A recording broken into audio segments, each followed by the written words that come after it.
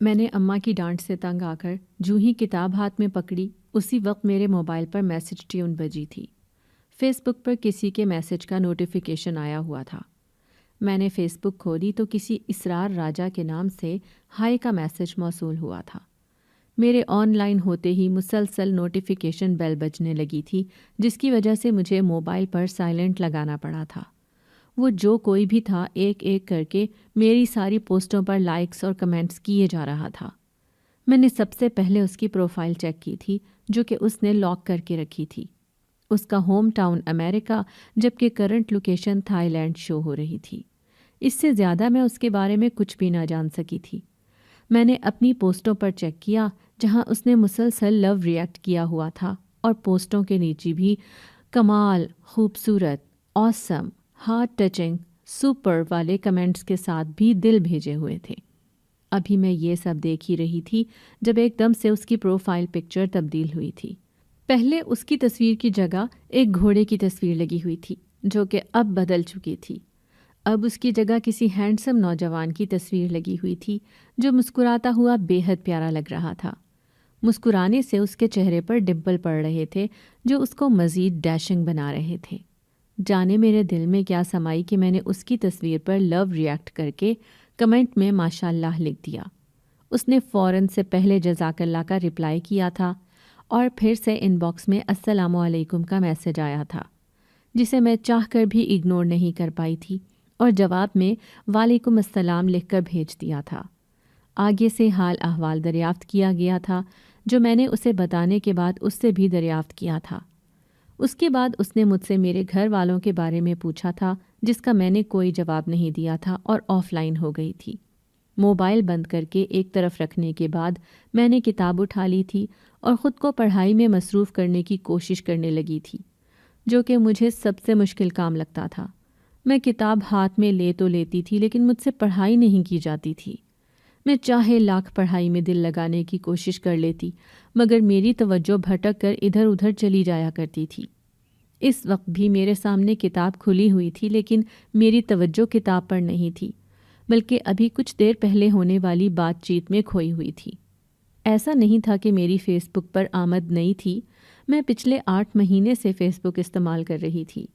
اس دوران گروپس میں اور کمنٹس سیکشن میں میری کئی لڑکوں سے بات ہوتی رہتی تھی، لیکن اب تک کوئی بھی میرے ان باکس تک نہیں آیا تھا، کیونکہ میں نے ان باکس پر پرائیویسی لگائی ہوئی تھی۔ ابھی 2 دن پہلے ہی میری کزن نے وہ پرائیویسی ہٹائی تھی۔ اس کے بعد ان باکس تک آنے والا یہ پہلا شخص تھا، جس سے بات کرتے ہوئے نہ جانے کیوں مجھے کچھ عجیب سا محسوس ہو رہا تھا۔ میں جب دوبارہ آن لائن ہوئی تو اس کے ڈھیروں سوری کے میسج آئے ہوئے تھے۔ اس نے مجھے کہا کہ شاید آپ کو میرا آپ کی فیملی کے بارے میں پوچھنا برا لگ گیا ہے، میں آپ سے سوری کرتا ہوں، پلیز مجھے معاف کر دیں۔ اس کے بعد سوری کے میسیجز کی لائن لگی ہوئی تھی۔ پھر آخر میں بھی ایک میسج تھا کہ میں بہت بے چین ہوں، آپ جب تک مجھے معاف نہیں کریں گی مجھے برا محسوس ہوتا رہے گا، میں آپ کا انتظار کر رہا ہوں۔ جس وقت آپ آن لائن ہوئی مجھے ضرور میسج کیجیے گا۔ اس کے اتنے سوری کے میسیجز پڑھنے کے بعد مجھے خود سے شرمندگی ہو رہی تھی۔ اب اس نے ایسی بھی کوئی بات نہیں پوچھی تھی کہ جس کا مجھے برا لگ جاتا۔ میں نے اسے رپلائی کیا کہ ایسی کوئی بات نہیں ہے، مجھے کچھ مصروفیات تھیں اس لیے آپ کو جواب نہیں دے سکی۔ ابھی مجھے میسج سینڈ کیے لمحہ بھی نہیں گزرا تھا جب اس کا رپلائی آ گیا، کیا واقعی سو سویٹ، آپ بہت اچھی ہیں اور بہت خوبصورت بھی۔ میں اس کے منہ سے اپنی تعریف سن کر جھینپ سی گئی تھی۔ اس کے بعد اس نے مجھ سے میری مصروفیات کے بارے میں پوچھا، جو میں نے کچھ سچ اور کچھ جھوٹ ملا جلا کر اسے بتا دی تھی۔ وہ بات بات پر میری تعریف کرتا تھا۔ اس سے بات کرتے کرتے کب فجر کی اذانیں ہوئیں مجھے علم ہی نہیں ہوا تھا۔ اماں مجھے فجر کے لیے جگانے آئیں تو تب میں نے وقت دیکھا تھا۔ میں نے فوراً سے اسے اللہ حافظ کہہ کر ڈیٹا بند کر دیا تھا اور سوتی بن گئی تھی۔ اماں نے آ کر مجھے جگایا اور نماز کے لیے کہہ کر واپس چلی گئی تھی۔ مجھے اب اندازہ ہو رہا تھا کہ مجھے کتنی زیادہ نیند آ رہی تھی۔ میں نے تکیہ باہوں میں دبوچا اور آنکھیں موند لیں۔ کچھ ہی دیر کے بعد میں نیند کی گہری وادیوں میں اتر گئی تھی۔ پھر میری صبح 11 بجے کے قریب ہوئی تھی۔ میں فریش ہو کر باہر آئی تو دیکھا کہ سب خواتین برآمدے میں بیٹھی ہوئی تھیں۔ مجھے دیکھ کر سب نے ہی حیرت کا اظہار کیا تھا۔ سب مجھے یوں دیدے پھاڑ پھاڑ کر دیکھ رہی تھیں جیسے میں کسی دوسری دنیا سے وارد ہوا عجوبہ ہوں۔ تبھی تائی نے اماں سے کہا کہ شازیہ یہ ابھی اٹھ کر آ رہی ہے، اس کا مطلب یہ آج کالج نہیں گئی اور یہ اتنی دیر تک سوتی رہی ہے۔ یہ کام کب سے شروع کیا اس نے؟ تم نے اسے جگایا کیوں نہیں؟ تائی کی بات سننے کے بعد میں نے اماں کے چہرے پر شرمندگی کے آثار دیکھے تھے۔ وہ ایک نظر مجھے دیکھنے کے بعد تائی سے کہنے لگیں، بھرجائی میں تو فجر وقت سے اسے جگا رہی ہوں، آوازیں دے دے کر میرا گلا بیٹھ گیا ہے مگر اس پر کوئی اثر نہیں ہوا۔ یہ ایسے سوتی رہی کہ جیسے نہ جانے اس کو کتنے دنوں کا جگراتا ہو۔ نہ آج اس نے نماز پڑھی ہے اور نہ ہی کالج گئی ہے، حالانکہ آپ کی انیسہ بھی اسے 2-3 مرتبہ جگا کر گئی تھی کہ کالج میں کوئی اہم ٹیسٹ ہے، مگر یہ اس کے جگانے پر بھی نہیں جاگی۔ اماں نے گردن جھکائے سارا سچ تائی کے گوش گزار کر دیا تھا اور میں افسوس سے اپنا ماتھا سہلا کر رہ گئی تھی۔ مجال ہے جو میری اماں کو کچھ تھوڑی سی بھی عقل ہوتی۔ لوگوں کی مائیں اپنی اولاد کے بارے میں منہ پر جھوٹ بول دیا کرتی تھیں، اور ایک میری ماں تھی کہ جب تک میرے دن بھر کے سارے کام اور ساری حرکات و سکنات سچ دیورانیوں جٹھانیوں کے سامنے گنوا نہ دیتی تب تک اسے سکون نہیں آتا تھا۔ میں اتنے اچھے موڈ میں اٹھ کر آئی تھی، لیکن اب میرے سارے موڈ کا ستیاناش ہو چکا تھا۔ اماں زیادہ پریشان ہونے کی ضرورت نہیں ہے تجھے، تیری اطلاع کے لیے بتا دوں تجھے کہ میں رات بھر سے پڑھائی ہی کر رہی تھی اور آج نہ میرا کوئی ٹیسٹ تھا، اس لیے میں نے چھٹی کی ہے۔ میرا ٹیسٹ پرسوں ہے، آج انیسہ کا اپنا ٹیسٹ تھا اسی لیے اسے کیڑے پڑے ہوئے تھے اور میری نیند میں بھی بار بار خلل ڈال رہی تھی، اور میرا جب دل کرے گا میں اسی وقت جاگوں گی۔ کسی کو اگر میرے سونے جاگنے سے مسئلہ ہے تو یہ اس کی اپنی سردردی ہے، میری نہیں۔ میں تو اسی وقت جاگوں گی۔ کچھ ناشتے کے لیے ہے یا نہیں؟ اگر کچھ ہو تو مجھے دے دو، بعد میں نے پڑھنا بھی ہے۔ اتنا کہتے ہی میں موڑھے پر جا کر بیٹھ گئی تھی۔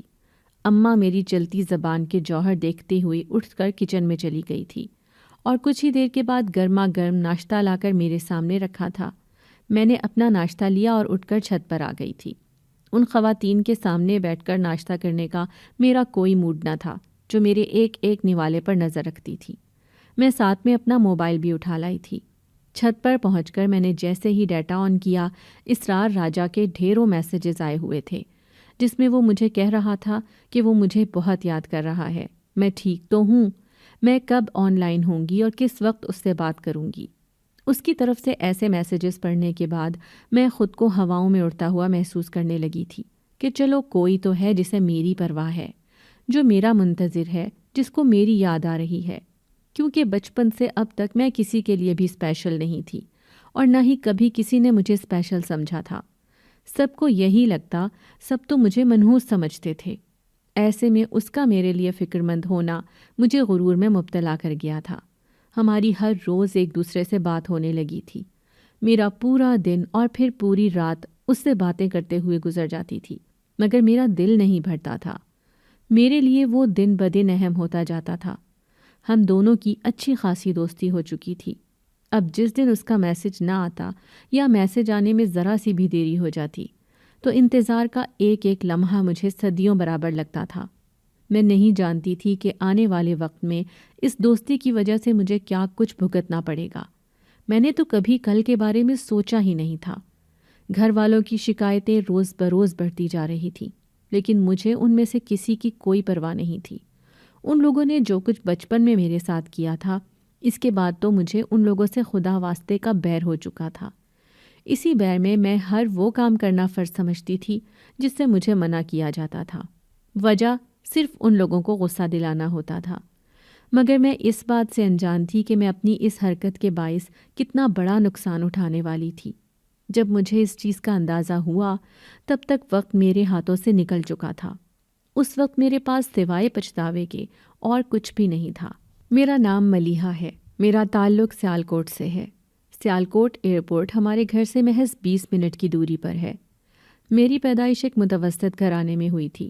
میرے ابا ایک کمپنی میں گارڈ کی نوکری پر تعینات تھے۔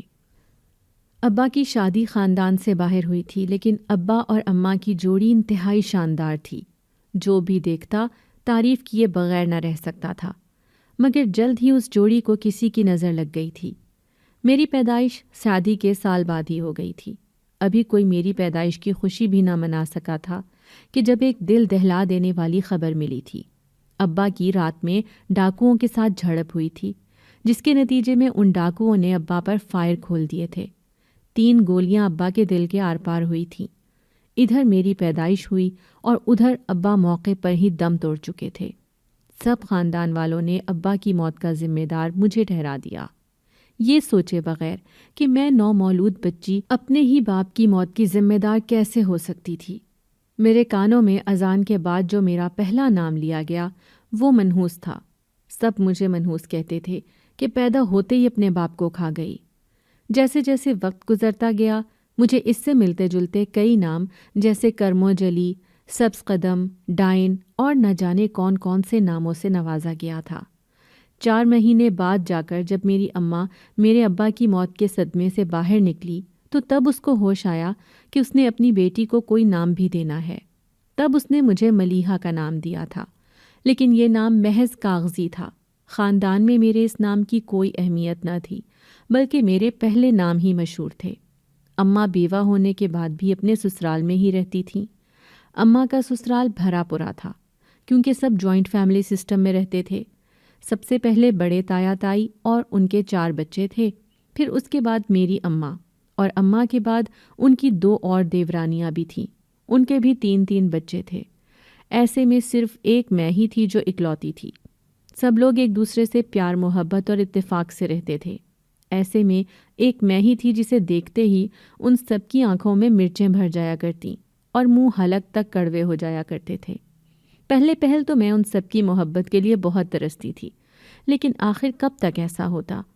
جوں میں سمجھدار ہونا شروع ہوئی میں اپنے ایک خول میں سمٹتی چلی گئی تھی۔ اس کے بعد مجھے ان میں سے کسی کی بھی ضرورت نہیں رہی تھی اور نہ ہی عادت۔ پہلے کبھی کبھار میں اپنی اماں کی گود ڈھونڈتی تھی، لیکن جب سے میں نے دیکھا کہ میری اماں تائی اور چاچیوں کے اشارے پر چلنے والی گڑیا سے زیادہ اور کچھ نہیں، تو میں نے اماں کی طلب بھی چھوڑ دی تھی۔ تائی چچیوں سے زیادہ مجھے اماں پر غصہ آتا تھا کہ وہ کیوں ان کے نیچے لگی ہوئی تھیں۔ اگر اس کا شوہر مر گیا تھا تو اس کا یہ مطلب ہرگز نہیں تھا کہ ان کی اس گھر میں سے حیثیت ہی ختم ہو چکی ہے۔ لیکن یہ بات میری اماں کو آخر کون سمجھاتا؟ میں اپنے گھر کے ماحول سے بہت تنگ تھی، جہاں بات بات پر اس چیز کے تانے دیے جاتے تھے کہ میں اپنے باپ کو کھا گئی۔ ایک چیز لے کر دی جاتی تو 1000 بار اسے گنوایا جاتا تھا۔ ایسا لگتا تھا کہ مجھے پال پوس کر یا پڑھا کر وہ لوگ مجھ پر کوئی احسان کر رہے تھے۔ گھر میں ہر سال سب بچوں کی سالگرہ کے دنوں کے بڑے دھوم دھام سے منایا جاتا تھا، لیکن جب میری باری آتی تو اس دن مجھے بار بار یہ بات بتلائی جاتی تھی کہ اس دن میں نے دنیا میں آ کر اپنی منحوسیت پھیلائی تھی اور میرے سبز قدموں نے میرے باپ کو نگل لیا تھا۔ باقی سب کے رزلٹ آنے پر انہیں مبارکباد پیش کی جاتی۔ کوئی فیل ہو جاتا تو اسے کہا جاتا کہ کوئی بات نہیں، اگلے سال پاس ہو جاؤ گے۔ لیکن میں اگر فل مارکس بھی لے کر آتی تو کسی کا کوئی خاص ریئیکشن نہ ہوتا۔ سب کا یہی کہنا ہوتا کہ ضرور نقل کی ہوگی، ورنہ تم جیسی لڑکی کو پورے نمبر کون دیتا ہے۔ یہی سب کچھ سن سن کر میں اب جوان ہو چکی تھی۔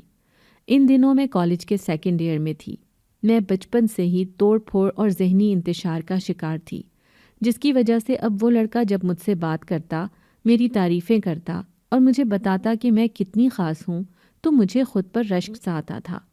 میں اس سے بے حد گھل مل گئی تھی۔ انہی دنوں ایک دن اس نے مجھے میسج سینڈ کیا کہ اگر میں برا نہ مانوں تو وہ مجھے دیکھنا چاہتا تھا۔ ویسے تو میں اپنی خود ہی تصویریں کراپ کر کے لگاتی رہتی تھی، مگر اس نے مجھ سے میری مکمل تصویر مانگی تھی۔ میں سوچ میں پڑ گئی تھی کہ اسے تصویر دوں یا نہ دوں۔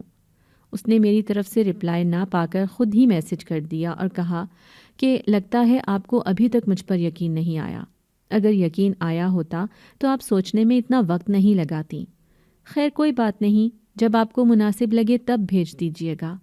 میں تو آپ کو اپنی دوست سمجھتا ہوں، مگر شاید میں آپ کی دوستی کے معیار پر پورا نہیں اترا، یا آپ مجھے دوستی کے قابل ہی نہیں سمجھتی۔ اس کے میسیجز پڑھنے کے بعد مجھے ایسا لگا جیسے کسی نے میرا دل مٹھی میں جکڑ لیا ہو۔ میں اسے خود سے ناراض نہیں ہونے دے سکتی تھی۔ اللہ اللہ کر کے ہی تو میرا ایک دوست بنا تھا، میں اسے نہیں کھو سکتی تھی۔ اس لیے میں نے بنا لمحے کی دیر کیے اسے اپنی تصویر سینڈ کر دی تھی، یہ سوچے بغیر کہ میں اپنے پیروں پر خود ہی کلہاڑی مارنے جا رہی ہوں۔ میری تصویر دیکھنے کے بعد اس نے میری بہت تعریفیں کی تھیں۔ وہ میرے گھر کے حالات سے واقف ہو چکا تھا۔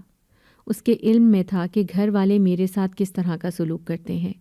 اس نے مجھے کہا کہ مجھے سمجھ نہیں آ رہی کہ آپ کے گھر والے آخر کس چیز پر اترا رہے ہیں۔ وہ آپ جیسے نایاب ہیرے کی قدر کیوں نہیں کرتے؟ آپ کا دل نہیں گھبراتا کیا ایسے ماحول میں رہتے ہوئے؟ آپ کیسے یہ سب کچھ برداشت کر لیتی ہیں؟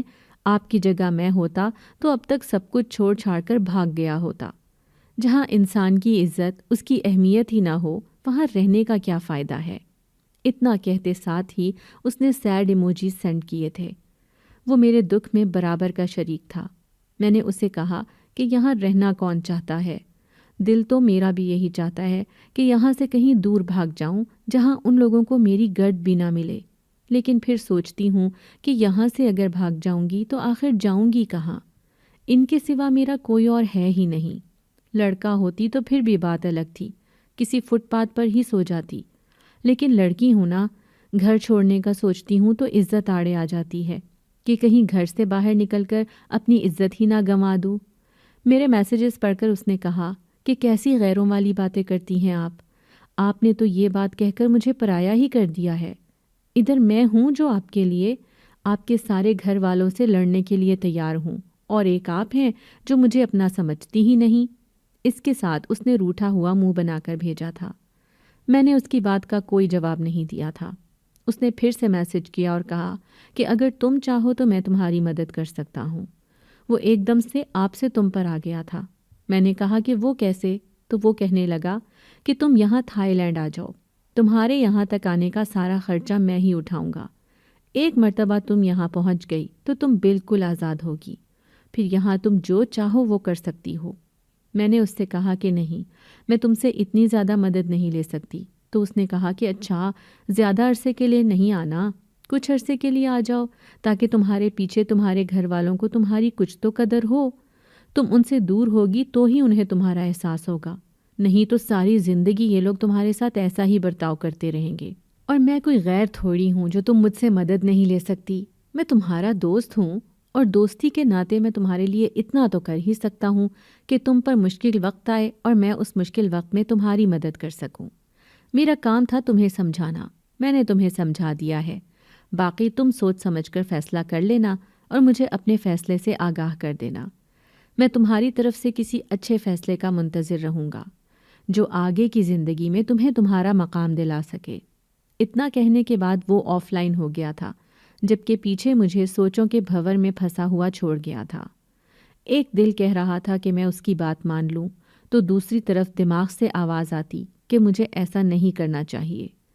میرے دل و دماغ میں ایک عجیب سی جنگ چھڑ گئی۔ مجھے کچھ سمجھ نہیں آ رہی تھی کہ آخر دل اور دماغ میں سے کس کی بات سنوں اور کس کی نہیں۔ کبھی دل بازی لے جاتا تو کبھی دماغ کے نمبر زیادہ ہو جاتے۔ کئی دن گزر گئے مگر میں کسی بھی نتیجے پر نہیں پہنچ پائی تھی۔ مگر وہ کہتے ہیں نا کہ جب قسمت میں ہی امتحان لکھے ہوں تو انسان چاہے لاکھ کوششیں بھی کر لے، اسے ان امتحانات سے گزرنا ہی پڑتا ہے۔ میں دن رات ایک نامحرم سے باتوں میں مصروف رہتی تھی۔ اس کی مجھے کچھ تو سزا ملنی ہی تھی، مجھے اپنے کیے کا کچھ تو انجام بھگتنا ہی تھا۔ انہی دنوں میری گھر میں تائی کے ساتھ زبردست قسم کی لڑائی ہوئی تھی۔ میری ایک معمولی سی غلطی پر تائی نے مجھ پر ہاتھ تک اٹھا دیا تھا۔ میری برداشت یہیں تک تھی۔ میں نے بھی کچھ حساب باقی نہ رکھا تھا اور ان سے اپنے پیچھے سارے حساب برابر کرتے ہوئے انہیں جلد ہی یہ گھر چھوڑ دینے کی دھمکی دے ڈالی تھی۔ اسی دن میں نے کمرے میں آ کر اسرار کو آج کی لڑائی کی پوری تفصیل دے ڈالی تھی اور ساتھ ہی ساتھ اسے اپنے فیصلے سے آگاہ کر دیا تھا کہ مجھے تھائی لینڈ آنا ہے۔ وہ میرے فیصلے سے بہت خوش ہوا تھا۔ اس نے مجھے کہا کہ وہ اسی دن کے لیے مجھے کہہ رہا تھا کہ میں گھر چھوڑ دوں۔ اگر میں پہلے ہی اس کی بات مان کر تھائی لینڈ چلی جاتی تو آج میری تائی کو مجھ پر ہاتھ اٹھانے کا موقع نہ ملتا۔ میں نے اس کی بات سے اتفاق کیا تھا۔ اس نے مجھے اپنے ڈاکیومنٹس بھیجنے کے لیے کہا تھا تاکہ وہ میرے باہر آنے کے لیے کاغذات تیار کروا سکے۔ میں نے اسے اپنے سارے ڈاکیومنٹس کی تصاویر بھیج دی تھیں، جس کے بعد اس نے کام شروع کر دیا تھا۔ صرف 1 مہینہ لگا تھا اور میرے سارے کاغذات تیار ہو گئے تھے۔ اس کے بعد اس نے میری ٹکٹ کروائی اور اپنے پاس سے مجھے کچھ پیسے بھیجے تاکہ میں اپنے لیے کوئی شاپنگ وغیرہ کر سکوں۔ میں اب اس سے مزید کوئی مدد نہیں لینا چاہتی تھی۔ مگر اس نے کہا کہ وہ یہ سب اپنی خوشی سے کر رہا ہے۔ میں نے بھی مزید کوئی بحث نہیں کی تھی اور اپنی ساری تیاری مکمل کر دی تھی۔ جانے سے ایک دن پہلے میں نے اماں کو اپنے جانے کے بارے میں بتا دیا تھا۔ میں نے اماں سے کہا کہ اب میں مزید اس جہنم میں نہیں رہ سکتی جہاں سانس لینے پر بھی تانے دیے جاتے تھے۔ میں اگر منحوس تھی تو اب سب خوش ہو جائیں، کیونکہ میں اپنی منحوسیت کو لے کر یہاں سے بہت دور جا رہی ہوں۔ آپ سب آج سے میری منحوسیت کے سائے سے پاک ہوں گے۔ اماں نے مجھے روکنے کی بہت کوشش کی تھی، مگر اب میں رکنے والی نہیں تھی۔ میری فلائٹ ڈائریکٹ سیالکوٹ سے تھائی لینڈ ہوئی تھی، اس لیے مجھے زیادہ پریشانی کا سامنا نہیں کرنا پڑا تھا۔ گھر سے نکلنے کے بعد میں سیدھا ایئرپورٹ پر پہنچی اور فلائٹ میں سوار ہو کر تھائی لینڈ پہنچ گئی، جہاں اسرار پہلے سے ایئرپورٹ پر میرا انتظار کر رہا تھا۔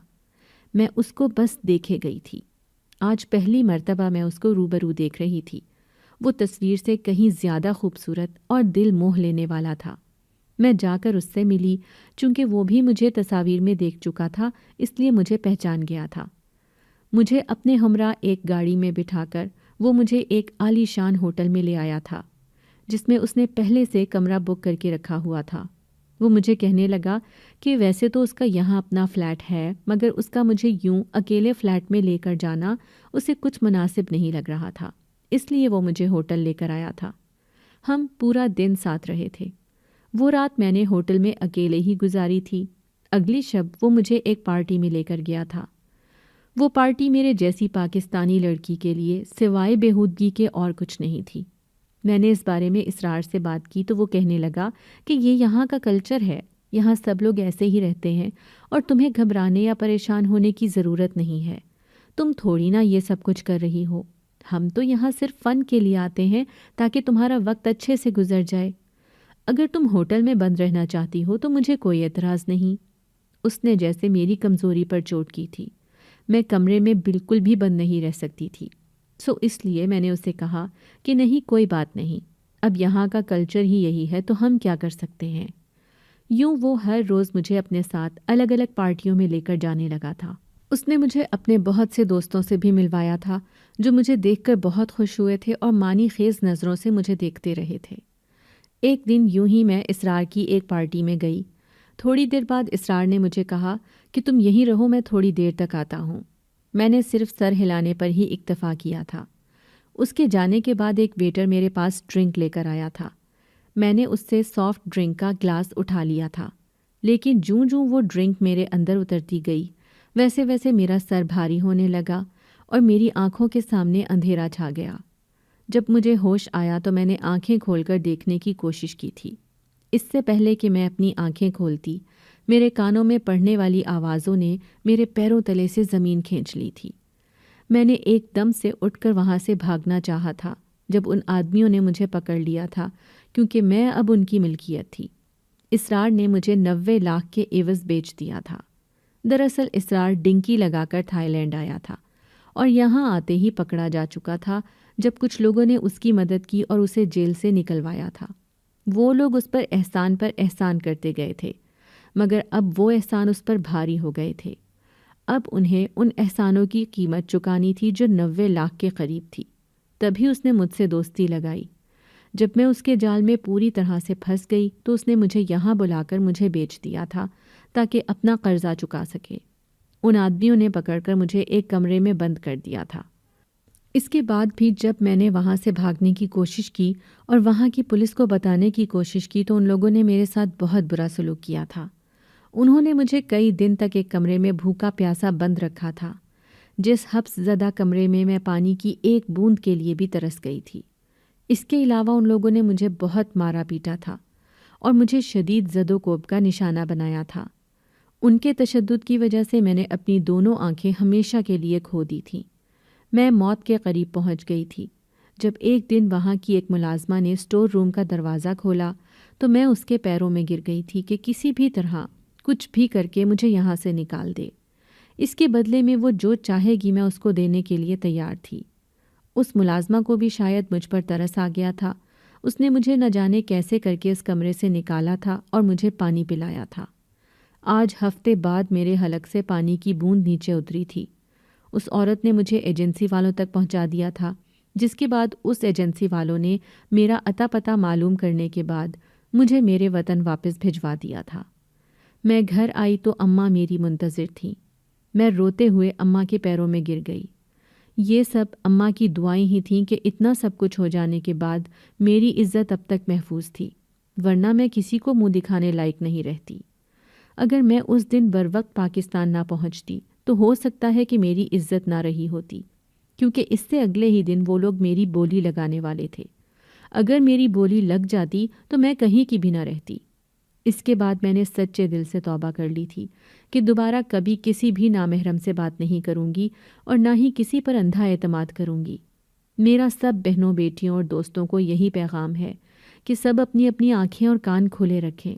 یہ وقت نہیں ہے کسی پر اعتبار کرنے کا، اور سوشل میڈیا سائٹس پر تو کبھی کسی پر بھروسہ کرنا ہی نہیں چاہیے۔ عورتوں کو اس معاملے میں بے حد محتاط رہنا چاہیے۔